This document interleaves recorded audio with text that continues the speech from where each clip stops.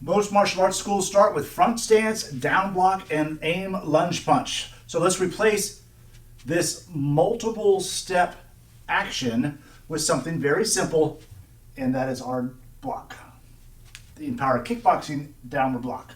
Notice my shoulder comes up, my chin comes down, my hand opens. It is just as effective, a lot easier to learn, a lot easier to teach, and also, as you can see, my hips are turning. So there's a kick coming in here towards my groin area. I am turning the target away and just redirecting with an open hand so I can grab, plus an open hand covers more. So I'm in good position, bang, to come right back again. So we're not doing this step robot, monster robot. It is, there's your front down block. Then the same thing on the other side. See, I'm sweeping my body lines. The hands stay inside the body lines, right in there. So that is our downward block. So this goes out the window. Obviously, you never aim to throw a punch, and you never hold a punch out, and you never put your hand back to your hip in any kind of reality, sparring or a street fight.